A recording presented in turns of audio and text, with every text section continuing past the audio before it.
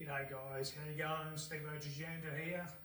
Just doing another short video about some of the interactions I have with people throughout my rides. And one that came up yesterday that I thought, shit, that's probably one of the most common things I've heard recently when I bump into other riders and have a chat with them is, I haven't ridden for 10 years, I haven't ridden for 20 years, I haven't ridden for 30 years. Yesterday, I think someone told me at a Moto meet in Perth, I haven't ridden for 40 years. And the guy only looked like he was like 49.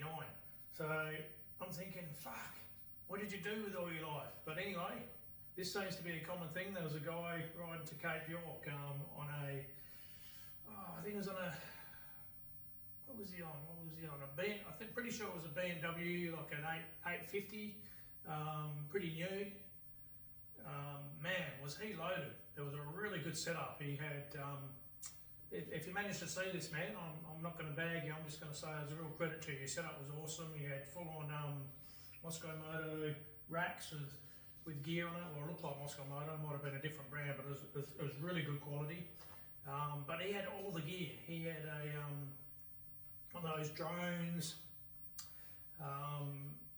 everything you could possibly imagine, the latest GoPro, fully kitted. And when I met up with him, I was on the Battlefield track and we pulled into where there's some old like station of some sort, and I was just stopping for a bit of a pit stop and stretching my legs, and as I was about to take off, he was pulling in, so I said, "G'day, how you going?" And then later on that day, I caught up with him at Musgrove, and we pretty much camped next to each other. So I think he said he hadn't ridden for 16 years, and here's this guy jumping on this bike and riding to Cape York.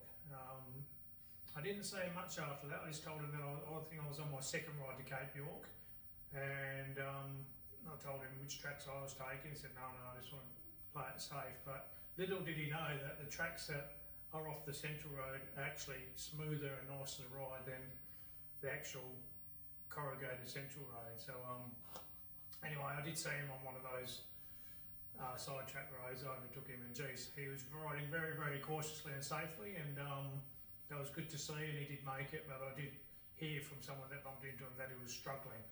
But just thought I'd share this short video that it's amazing how much the sport has taken off with people that haven't ridden for many years, and I think adventure riding has really come of age since COVID.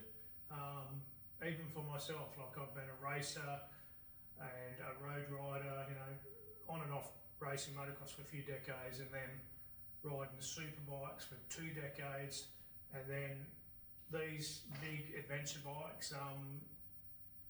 The first one I got was in 2021 with the Africa Twin, and I sort of understood the reality of them, that, you know, the big fuel tanks, the comfort of them, and how great they were for exploring different parts of the world, you know. And if you're not a confident rider, then you get something smaller. Like that guy hadn't ridden for 16 years. He said he had an 850, which is still a heavy fucking bike, but he seemed to be doing all right. He was doing it just at his own pace, so it was sensible, you know, and solo, which I take my hat off to him, you know. So just a short video to say that I'm meeting a lot of people that haven't ridden for a long time, and I think it's great that they can, you know, share that with me, and that obviously they're excited to be doing it again after a massive break. Hope you enjoyed this short video. Talk to you soon. Cheers, Stevo Djanda.